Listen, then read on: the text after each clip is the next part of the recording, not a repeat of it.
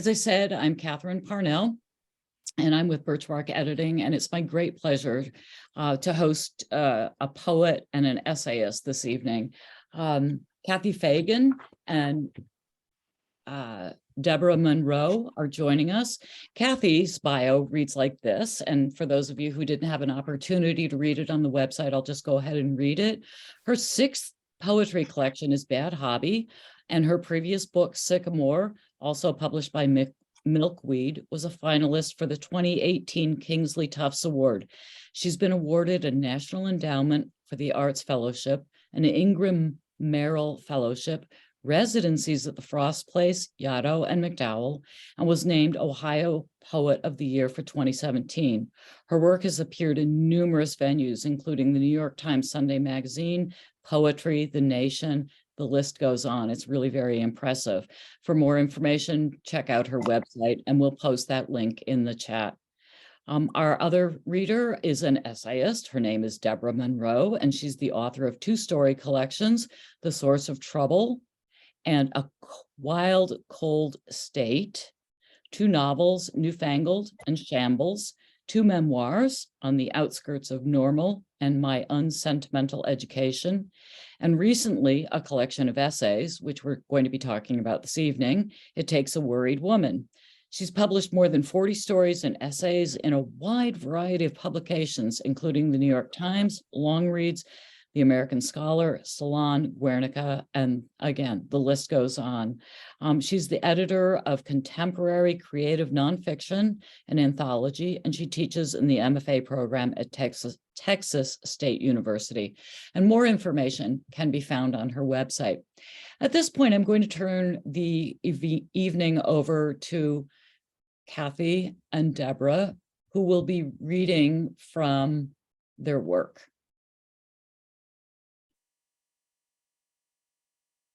Kathy, you go first. I would be happy to. If you don't mind. I do not mind at all. Bad Hobby, and I love this combination of Debra and me because Bad Hobby is a very autobiographical book that had as its genesis my dementing dad moving in with me in 2013. We aged together in my home for 5 years, navigating American public health care systems until his illness forced us to move him into a memory care facility nearby. During that time, I lost my mother and came to terms with my own childlessness, as well as the lifelong discord I'd experienced as a first-generation working class kid among academics and artists. I haven't been giving any kind of context or explanation for these poems as I read them, but I'm certainly open to questions if you have any. I'll begin with the opening poems, a couple of early poems in the book. The first is called Dedicated. Can everyone hear me okay? My mic is good? Excellent. The way I remember it, I caught beauty like a flu, via handshake or high five or a thank you for your service between the guys at the VA. The one who lurched toward me, touching me, saying, "You like poetry, more vision than question." The one who said, overhearing me correct my Korean conflict era dad, "Go easy, you won't have him long." Or the one who said, "You watch him like a hawk, just let him go." In the molecular biology lab, each tank full of impossibly small fish bears a sign that says, "You are responsible for your own deads." Plural, sure.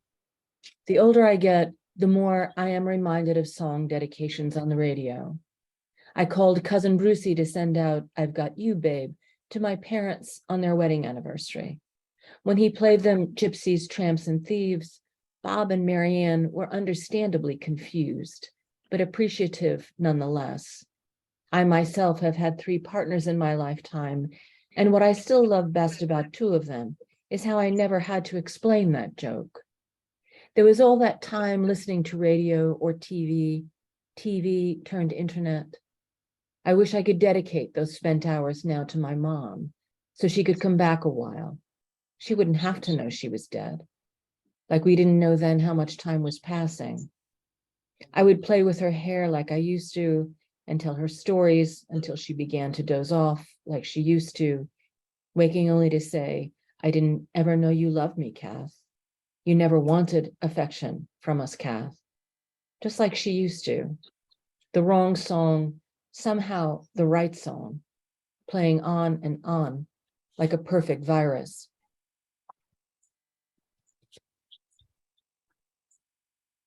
Animal prudence. Mice drink the rainwater before dying by the poison we set in the cupboard for them. They come for the bird seed, and winter is so gray here, the sight of a single cardinal can keep us warm for days. We'll justify anything. And by we, I mean I. And by I mean we, with our man is the only animal who, and our manifest destiny, killers each of us by greater or lesser degrees. Instead of a gun or knife in my pocket, there are 2 notes, on which the dandelion reads one. I don't know what it means, but cannot throw it away. It is soft as cashmere. The other says coffee, chocolate, birdseed. I should be extinct by now, except I can't make it onto that list either. Like toothpicks made of plain wood, some things are increasingly hard to find. Even when he was a young drunk going deaf from target practice, my father preferred picking his teeth to brushing them. My mother preferred crying. They bought or rented places on streets named Castle, Ring, Greystone, as if we were heroes in a Celtic epic. Our romanticism was earned and leaned toward the Gothic, but lichen aimed for names on gravestones far lovelier than our own. It seemed to last a long time, that long time ago. Finches pixelating the hurricane fences, cars idling exhaust, dandelions bolting from flower to weed to delicacy, like me. Egyptians prepared their dead for a difficult journey. Living is more, I was going to say more difficult, but just plain more will do. Imprudent, unlike art, always falling below or rising above the Aristotelian mean. In France, a common rural road sign reads, Animal prudence. Purely cautionary, it has nothing to do with Aristotle, but offers sound advice nonetheless. These days, I caution my father more than he ever cautioned me. He hears his oral hallucinations better and shows greater interest. Sportscasters at ball games, revelers at the parties he insists on. He's got all his own teeth, so toothpicks must do the job. His pockets fill with them. There are always half a dozen rattling like desert bones in my dryer. I think of the mason who chiseled his face in the cathedral wall. He couldn't write his name. The yellow bouquets I'd offer my mother by the fistful also got their name in France, Dent de Lion, meaning teeth of the lion. And I'll finish with the title poem of the collection, Bad Hobby. From his pocket, my dad pulls a roll of wooden toothpicks bound with a rubber band. We're driving to the VA to have his toenails trimmed, as we do every 3 months. A standing appointment, I used to say to him, but he no longer gets the joke, asking only why I can't do it myself. And why won't I? I've catheterized him twice, but can't bring myself to tend his feet, so like mine, wide with high arches, ballerina feet, my mom called them, none of us dancers. Now that he's lived with me for almost as long as he lived with her, I'm beginning to look like mom, pissed. The podiatry techs are always good-natured, thanking dad for his service, raising their voices when I remind them he can't hear. The big toenail on his left foot looks to be made of horsehoof. They cut and file, but never hurt him. Some vets smoke outside the building, waiting on rides. Don't ever smoke, Kath, dad says. It's a bad hobby, scrambling his words, forgetting our ages and both our pasts. The toothpicks he saves and reuses, even when broken, he calls a bad hobby. And the drinking he once was well enough to do. Vets here age out at Korea. Most are Vietnam, Gulf, Iraq, Afghanistan. Since the suspension of the draft, Only the poorest of us serve. Like sports, the art of war holds little interest for me, though both are everywhere on display, and in theory, I get it. Offense, defense, spectacle, competition. The Renaissance painter Uccello was commissioned by a nobleman to paint the famous triptych of the Battle of San Romano, a skirmish really between city-states fought by mercenaries. More than the birds he was nicknamed after, he loved linear perspective, using mathematics to create a three-dimensional effect. The work hangs in 3 European countries now, in keeping with its divisive history, and is considered Uccello's masterpiece. Painted with egg tempera on poplar, it reminds me of the tarot, with its broken staves like toothpicks and sexy horses. The gold leaf's intact on the bridles, but the silver of the soldier's armor has oxidized, darkening to ghostly shades. My mother's hobby was painting, is how I know. Uccello's daughter, a Carmelite nun, was described by Vasari as a daughter who knew how to draw. None of her work survives. Hobby derives from a Latin diminutive for horse, from which we get hobby horse, as in one man's sport, another man's war. On the other hand, habit is defined as a sustained appearance or condition from habeo, meaning I have, hold, keep, known in some cases as hard to break or more useful broken, a spirit, a promise, a horse. Thank you.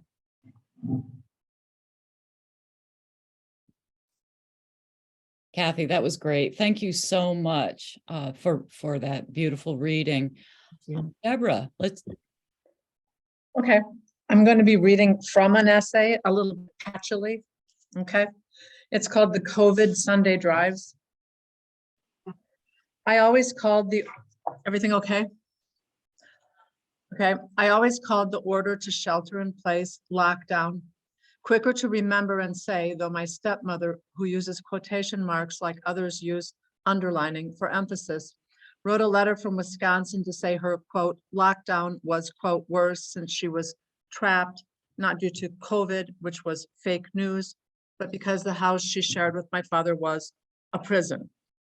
Meanwhile, my husband and I cleaned our house in Austin, Texas on Easter Sunday, vacuuming, dusting, scrubbing, and we finished early and took the first of our Sunday drives through pandemic empty streets to open land where cotton puff clouds rolled, no smog, the car rocking in gusts as trees bowed.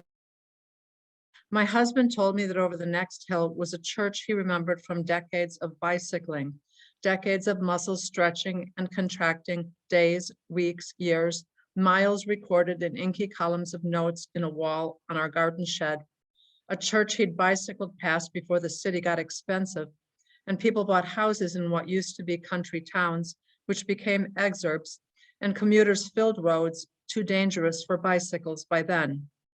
But the roads were empty on COVID Easter, the only COVID Easter, we believed, lockdown soon to be over, we believed, as empty as when he'd bicycled them with their blind hills and curves, but no traffic except a solitary truck or tractor, its driver nodding a salute before giving him room enough to ride, he said, as we crested the hill and saw the white clapboard crisp against a periwinkle sky, a tin-roofed steeple flashing silver. At home, I wandered nearby gullies and thickets in what used to be ranch land, but got carved into lots for houses with acres saved mostly for empty trails through branches and mud, trails where I found a tree house begun and abandoned by kids no doubt grown now, an occasional orange plastic tag marking someone else's progress. At first, I had trouble finding my way in and out, but learned to see veiled portals, to ignore the sound of the expressway, and if I walked far enough past trees and boulders, past a stretched out remnant of rusty wire attached to old posts, past a sprawling cactus into a meadow, I would hear just birds and wind. And once I ended on a highway on the edge of the city, stepping out of a tangle into light where people, after I rounded the corner to the sidewalk, stared. because I had a too private look on my face, having been recently ecstatic. I wasn't fixated on the bucolic when I was living in it, taking for granted the sensorially curated world, a peacescape, lakes, fields, horizons, sights, sounds, smells, textures. Yet conversations went badly. I tended to blurt something I discovered while reading.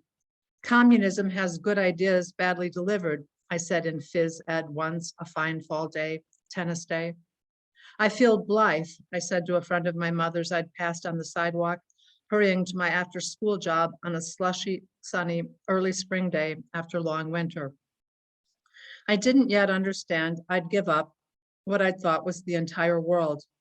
The pinging of frogs, heart-shaped or star-shaped or elliptical leaves in infinitely varied shades of green, sun-baked rocks, birch bark unraveling dry yet sticky in my hands, the stinging wet smell of snow, honeysuckle tips melting sweet in my mouth, the atomistic life and the local economy requiring physical toil regulated small talk. If I put into words a vagary, my unexpected thinking, someone might take me aside to tell them I was trying too hard to be different.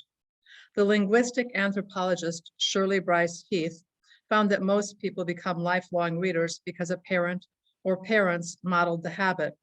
But the occasional, quote, social isolate, she noted, relocates community, kith, and kin in books. During my COVID walking, I remembered how, in the very first novel that a thoughtful school teacher gave to me, the protagonist Heidi is rushed back to the Swiss Alps from a city where, because she couldn't hear wind in trees, her health has failed. I pause when I'm far enough from the sound of traffic and osmosis medicine, wind in trees. As an adult, I settled 20 miles from my job at a university and 2 miles outside a village where the cost of living was low, and I consorted with birds, cicada, lightning bugs. When I went out at night, deer sometimes approached me.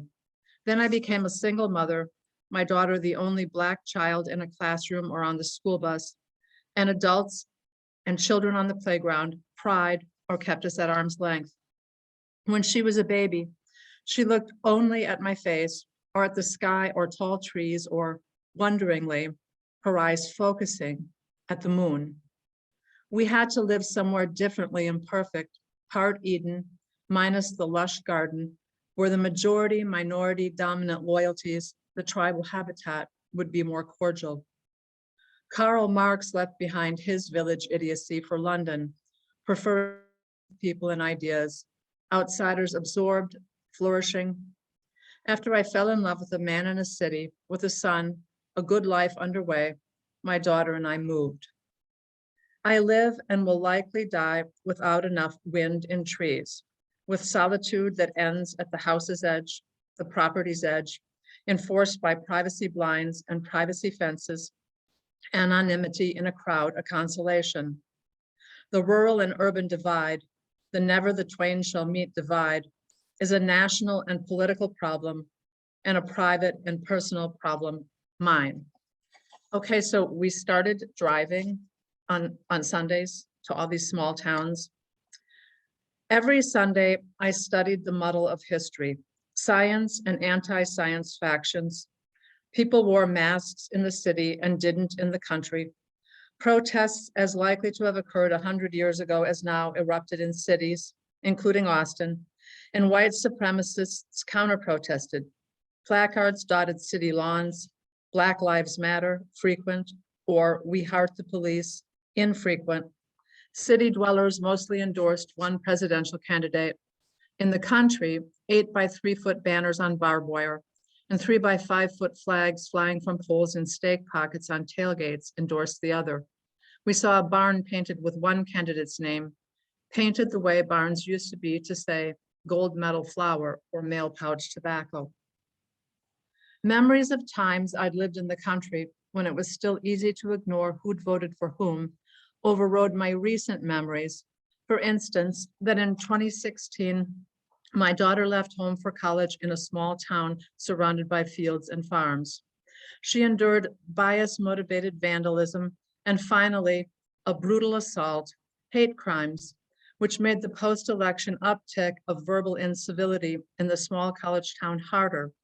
Incivility, a minor affront compared to the rest, but cruel, as in two women with that blue-gray church lady hair, Mom, who told her to give them her table in a coffee shop.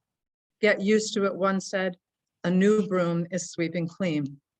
She lives nearer now, and we try, albeit in different ways, to forget.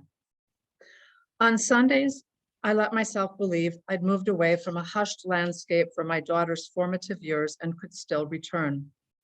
I'd look at a farmhouse with a porch, access to wind and sky. I want that, I'd say. My husband didn't answer. He knows I moved to Austin, progressive but an ethnic monoculture, for a tolerant, if not diverse school for my daughter, and because back then, either he or I needed to commute, and it couldn't have been him since my stepson lived part-time with his mother. But after the kids grew up, I missed wandering wild Blythe, wandering in starlight or dew, and my husband said we'd move back if I must. I mustn't. I picture ordinary days in the country, but not holidays. Imagine, I bought groceries in a nearby small town to cook the family feast, and maybe my daughter is on her way driving, and I text her to stop for a last carton of milk or pound of flour or another package of wrapping paper. It's not likely she'd be assaulted again, yet low-grade worry that she will be remains. More likely, she'd be subjected to inhospitable stares. I'd have bartered away her sense of welcome for wind in trees. Okay, so, where there was all this driving, but finally we ran out of small towns, and I would always be looking up their history on my smartphone. And we're in deep East Texas, and I was reading all these slavery facts on my smartphone and fell on my face, and we drove home. And I'm back on the trails, and I've skipped a lot, okay? I walked further into sunlight and shadowy sights, whispering and trilling sounds, humid smells, thickly fragrant, and I headed into trees, deep outside. My phone rang, and I answered it, standing on a path sprinkled with bright stones painted by children bored with lockdown, one red and black dotted like a ladybug, one with an American flag, one orange with a school mascot. My daughter had called me, she said, because she was flustered, a stopgap word she's used in recent years to describe her new surges of worry or dread over trifles, surges a helpful expert would call displaced panic, but my daughter so far will not. She's fine, she insists, hub of her unnamed grief, feeling sickness and strangeness. And then she talks in a jagged voice and breathes too rapidly, describing minor problems, and then she relaxes again. This was days after the 2020 election, the vote count extending because of the hundreds of thousands of mail-in votes due to COVID. Election officials laboriously opening envelopes, smoothing and scanning ballots, and the losing candidate hadn't conceded. The week before, in the country, 10 miles from my daughter's apartment, a convoy of pickups with armed drivers flying 3 by 5 foot candidate name flags in tailgate stake pockets had forced a campaign bus for the winning candidate off the road. She'd heard about it on Twitter, she said, inexplicably refusing to feel flustered about that. Twitter is bad news, by the way, not birdsong. We said goodbye, and I headed home. When options narrow, people who have freedom and opportunity migrate. I had to believe in somewhere. I had to believe in a place with less to fear, with more witnesses and more allied help when sectarian loyalty turns ugly, but no guarantees, the city a partial answer to an unsolvable problem. I arrived here with parks and trails, with my daughter near, and according to precinct data on my smartphone, a 72% majority of neighbors who share my detailed hopes, but no certainty that what comes next is better. Okay. Debra, thank you so very much. That was that was a beautiful reading, and we're all moved in many directions by that, many things to think about. At this point, Debra and Kathy will be fielding questions that they pose to one another, and then we'll open it up to our all of you who are here. Well, I have an hour's worth of questions for Kathy, but I'll just be simple. But I have several. I'm very moved by this book, but I noticed that one of the blurbs was talking about your signature end move for poems, and I wonder if you could describe that. I think I could, because I think your signature end move is kind of similar to my signature end move, but I would love to hear you describe it, and I know writers would like to hear it. Well, I would love to hear you answer that question too, Debra, but let me say this about that. I do try to surprise myself with my endings. When I was a young writer, I sort of lived for closure, and I wrote toward closure, and usually wrote the ends of my poems before most of the poems themselves were written.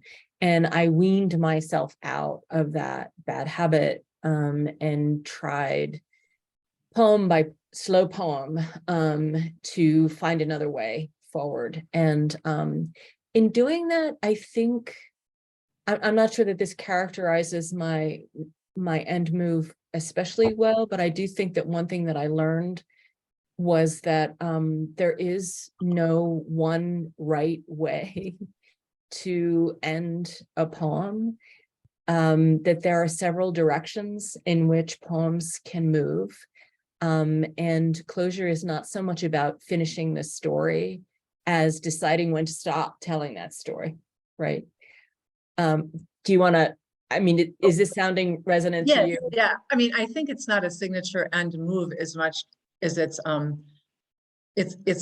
where you go to find the ending. And I'm not surprised that you say you want to discover, or, something new, and teach yourself something, find some new truth, however fluid, because I do think this, the signature maneuver, and I mean, it's in so many of, it's in all the poems really, but more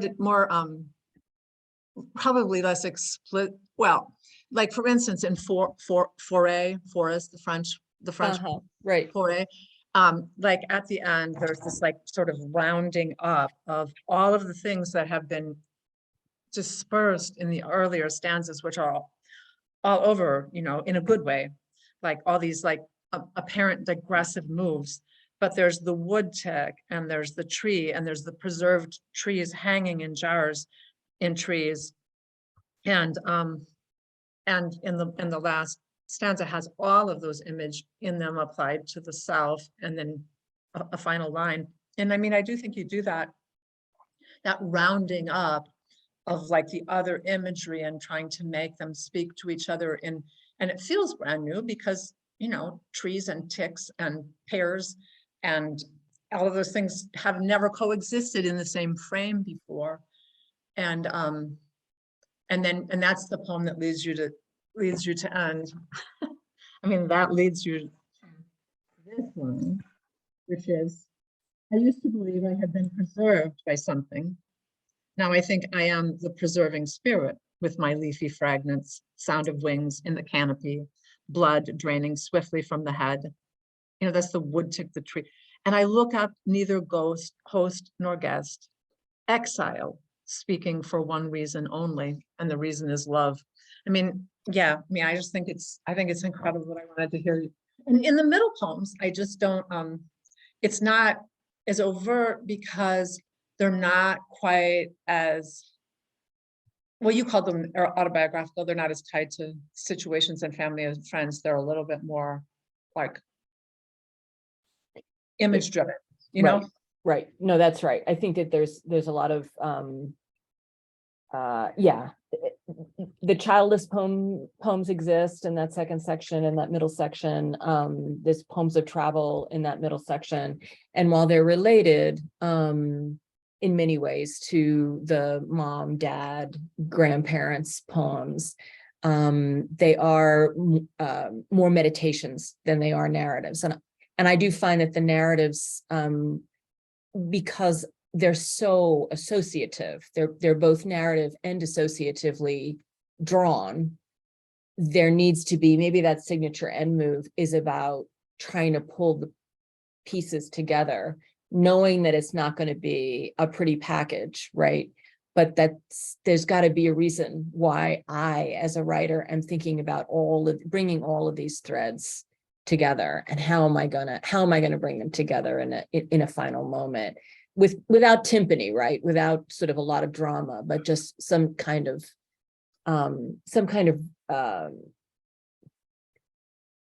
revelation for myself as a writer and experiencer of these poems. Do you feel that way in the essays? Well, I mean, I think that is an essay ending in a way that, you have all these apparent digressions that have to be made to pertain, and you just let them move into the essay, and you write about them as well as you can and as beautifully as you can, and then you just keep working, and you have to work them back in, and the insight at the, to me, I always, it's my pet peeve in a classroom, is to say that, if this is not writing for self-therapy, it's literature, it's writing for an audience.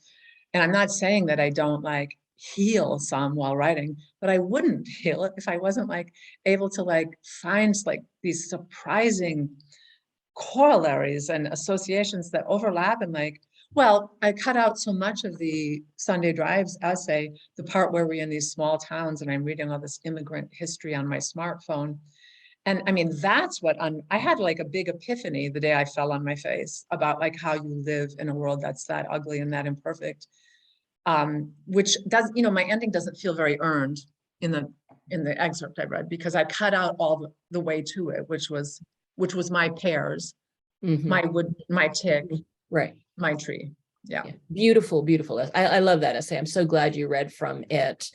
And it seems to sort of bring together so much of the other essays in so many ways. I mean, the daughter, the husband, the history of running from one sort of terror to another, the love of the outdoors, all of that is really beautifully done.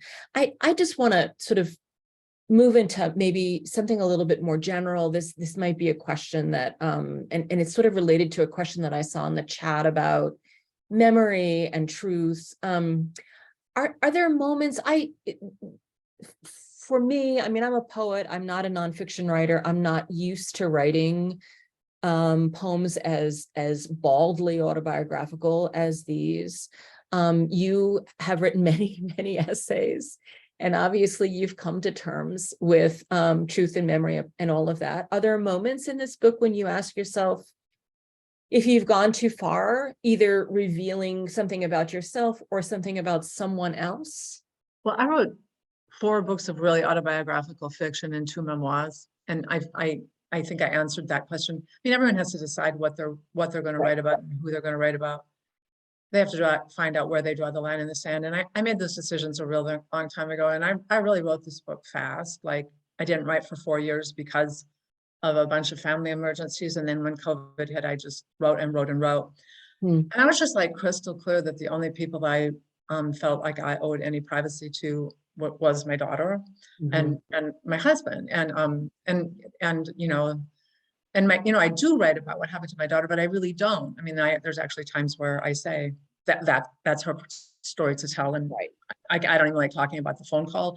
And, I just will not permit voyeurism about that, about my daughter's life or my husband's life or my stepson's for that matter, but about my truths, which is what I'm always writing about. Right. I'm not ashamed. I don't think it's confessional. I think it's honest, but I don't think it's confessional, because I'm always tying it. It's not about the self. I'm always tying the self out into the world. Right. I mean, I hear that. I also hear my students ask me all the time, can I, should I, do I have permission to? And I do think that you and I have the benefit of age in that regard. We know ourselves, we know exactly how far we can go, what's respectful, what isn't. I was just wondering if you had any more to say about that than you already have so eloquently. I just think it's a good idea as a writer to think about what you're not comfortable revealing probably before you write. And also to remember that, it's not a diary. You are creating a persona, which is a character, which that doesn't mean it's a lie, but it's sort of like, there's a little bit of a filter on an Instagram filter, not a big filter, not those big peachy faces ones, but there's a little bit of a like, well, everybody doesn't need to know everything. And it's not misleading anyone. It's just to leave certain things out. Some of it doesn't pertain. And some of it's just distracting. And the only things, it's not lying to omit certain things, but you can omit things in a misleading way. And readers don't mind things being omitted. They mind being tricked. Right. And so, those are the things I always say about other people's privacy. I just don't have a lot of concerns about it anymore. I'm in my 60s, and our dads died a month apart this fall. He was the last person that I gave a shit about. Yeah. And he's been senile for years. So, and actually I always wrote about him anyway. So there you go. They don't read. That was always very liberating. No one in my family read. That is helpful. You could tell that to your undergraduates. I always just say, well, don't show that to them. I always just say that, don't show it to them. Yeah. Well, I do think that they're, in many ways, maybe even more sort of sensitive about others than we were when we were young. And maybe they'll become a little bit more rough edged as time goes on. But I think that your answers are really terrific ones. Thank you. Well, also that they're paying the bills. That's the other thing about undergraduates. Their parents are probably paying tuition and rent. That's really different. So yeah. But I don't like confessional writing. I really don't. I know that sounds like a weird thing to say for a person who's written 2 memoirs and a book of personal essays, but I think there is a difference. I absolutely agree. And I've had a lot of people ask me about that. And do I consider myself now a confessional poet? And what you say about persona, I think is really, really important. I do and have over the course of my life kept diaristic type journals. I do see a therapist on a regular basis. I have other places to process those kinds of questions and issues in my life. I don't do that in my poems. What I do in my poems is try to bring together lots of sorts of disparate elements, right? Sort of together in one shape that speaks to something larger than, the shitty day I've had or the relationship that I had with my mother, for example. And I do think that that's maybe one. And I just wanted to Go ahead. And I wanted to translate beyond my personal experience to other people's personal experiences, that it's analogous to other people's experiences, even if exactly what happened did not. And I'm just not interested in the purely psychological. I always want the context to be a little bit bigger, historical, or cultural. Right. Yeah. And that's super important. I gave a reading not all that long ago to a bunch of college students, and I was really I was apprehensive because I thought, well, what do they have to say or think about this woman in her 60s writing about her dead or dementing parents? And actually they almost each and every one of them had some sort of story to tell, whether it was their own about a grandparent or a story about their parent caretaking for a grandparent, or a friend who had, some kind of disability. It just went on and on, the ways in which, these kinds of putting these things out there sort of resonate with really larger populations than the one that we think we might be writing to. It was sort of a revelation for me, I must say. What's beautiful about your book, you'll have another blurb that said people will read it cover to cover, and I was reading around it, and I found once I read it from the front to the end, which I guess I could ask you about how you decided on the order, but but I mean, it was like keeping company with a person who was trying to make sense of a life that will be over sooner than sooner than Right, it was, right. right? You know, the end game. And Right. and knowing that it had meaning, but not significantly more meaning than any other human life. And there's a sort of exasperated yearning for beauty in it that is like, that just resonated for me over and over again. It felt like company. And the exact, okay, our fathers died a month apart, but and my father had dementia, but I wasn't taking care of him. I mean, so I don't have that much in common besides, I guess, our age, but I found it wonderful company. Well, thank you. That's really very meaningful. And likewise, I can't imagine a woman of any age not being in some way moved and instructed by these essays. I do want to ask, since we sort of glanced at this question, and I want to leave enough time for audience questions because it looks like we only have about 15 minutes, but I did want to ask maybe about these 12 essays and how, whether it was how you found a way to organize them, because I did find the first 4, the middle 6, and then the final 4 to be like leading me through a narrative that was like a slow reveal. Like I learned more and more and more and more about our speaker, about the family, about her past. And I wanted to just hear you talk about those strategies that you used to do that, or if your editor helped you with that, or. No, I mean, it was just like making my table of contents was like writing a poem. I would be like, okay, I have it. And then I'd write another essay and I'd go, oh, like when you add a new line to a poem, or, you're like, oh, there goes that. And it just, and then finally, I just was really, really committed to the idea that I had to sort of have some chronology going on in there, though not 100%, but some really earlier essays do begin it, but they reach out into the future. Exactly. And I knew that I had to end, with all of the ones around the crimes, the hate crimes. Right. And I knew that's where it needed to end, and where everything else went was just really, really puzzling to me.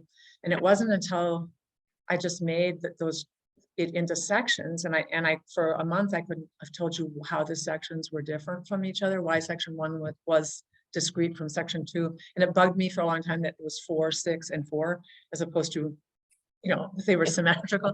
But I do think now that the reason that it works is that at the beginning I'm looking at things that we would call structural impediments, like institutional sexism, institutional racism, in the early ones, and I'm just getting a sense that my problems aren't personal problems, that they're bigger. They're in history and culture, not just my failure to solve a problem. Mhm. Section, I'm finally getting a handle on the sexism and the racism, and I'm actually thinking like intelligently and making my workarounds about sexual harassment and violence and rape, and that gives you a false sense of confidence. And then of course the unthinkable, Right. yeah, the thing you don't think is going to happen when you send your daughter to college is election related hate crimes, which was completely out of my control and in history, and I could not let it go. So I just kept working it like you would a poem. Well, and speaking of poems, I really do think that that's when the book becomes as much poetry as prose, is when that moment when our narrator, who seems entirely capable and infinitely strong, realizes that things are completely out of her control. And I do think that that's analogous to kind of not just a poet's experience, but to poetry in general. It's able to sort of contain uncertainty, and in a way that I don't often see handled well in prose, but you went there absolutely beautifully. So thank you for that. Well, I hate takeaway endings. Like I hate the idea that there's supposed to be a policy proposal or advice for life at the end of something. I Right. just need to ask better questions That, Right. that's what I want the ending to do. Yeah, absolutely. Well, that's such a great answer, Deborah. That really leads us back to one of the questions that someone posted in the chat. And it has to do with the fact that both of you pack a lot of themes into your work. And so how do you decide what you want people to take away? And then, of course, the corollary to that is some of it is very disturbing. And then the follow-up to that is how do you decide what matters or what you're going to explore on the page? Those are big questions. I guess I would say what matters is what you just can't let go. I mean, I try. I stopped writing for 4 years not to write about hate activity. And when I sat down to write, it was popping through every other thing I was writing. And I also think, like, why subject a reader to it? Like, give them darkness? Well, everybody who writes as beautifully as Kathy. You know, I mean, lyricism is compensatory. I've never met a student writer who had a real, seriously good lyrical bent, who wasn't writing through some painful memories. And I do think, like, it's compensatory for the writer, but it's also compensatory for the reader. That's really wonderfully put. And I will say, just this answer is maybe a little bit more specific to what I found happening in Bad Hobby. There were 2 late additions, or put it this way, there were 2 later poems that my editors agreed to add to the manuscript, which was already pretty full. This is definitely my longest book of poems. But I've noticed that writers often sort of tip their hand to the next book project in a current book. And one of those poems, speaking to Debra and the hate crimes, is Scarlet Experiment. I won't read it because there's no time, but what I learned about when I was writing this poem, which references the atomic bomb, is that in looking closely at my own life and my family's trauma and loss, I needed next to sort of press more deeply into the larger world. And so while I did an awful lot of research for this book, I'm now doing even more research for the current project. And I do think that one way that I've learned, and I don't know if this is true for Debra, but one way that I've learned how to be a more autobiographical writer is to think about myself as only one member of a very large community. And to sort of do my best, right, to sort of practice due diligence when it comes to talking about that community as a member of it. If that's one way to answer that question anyway. Yeah, I mean, that's true for me too. And there were people who, there was a lot of pressure to write a sort of like, here is our pain, and people asking me, like editors, to interview my daughter, and journalists contacting me because I'd filed so many reports. I'm not interested in that. I'm interested in human history. People have suffered as bad and worse, right, and will continue to. And in fact, finally, I've been pretty lucky, and I just want everything to be in context. And the context is the human race, the history of civilization. Absolutely. Future. Yeah. Thank you, Debra. Yeah, that's a beautiful response to one of the questions that we had about how do you balance objectivity with the personal, and what you've both said about that is just spot on, and the way to look at things. One of the questions that we had, and this just goes to the idea of a writing practice, and it's something that I know has been on the minds of many people trying to write their way out of things, is how do you overcome your most difficult writing moments? I just keep writing. or I stop writing. If I don't feel like writing, I don't write. I mean, I know this is true for Kathy too, because there's a line in here about a life spent writing poetry and wishing you could quit if I could have only stopped. I mean, I did stop for 4 years. That's when I did the anthology. But then finally, that's just how I process the world. So, I mean, I guess writing often, but I mean, I guess it wasn't that easy in the beginning. So I should be fair to the person asking that. In the beginning, you get stuck and the stuck doesn't look familiar as it does when you're later. And honestly, the way through it is just to keep writing.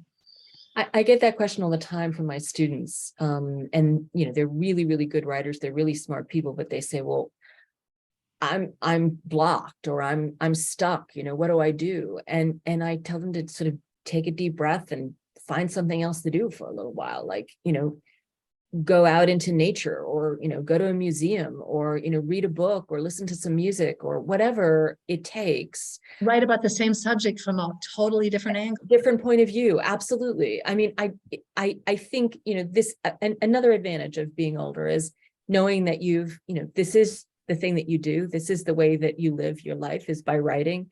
And so you stop writing for 4 years, and then you start writing again in your 5th year, and you keep going.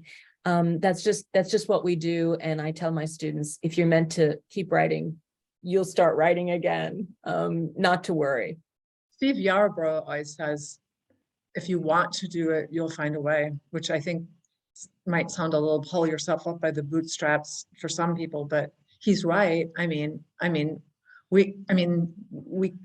kept writing when I was younger because I was like, oh my God, I have all these student loans and I'm supposed to file a dissertation. And I wrote in the next 5 years because I wouldn't be able to keep my job.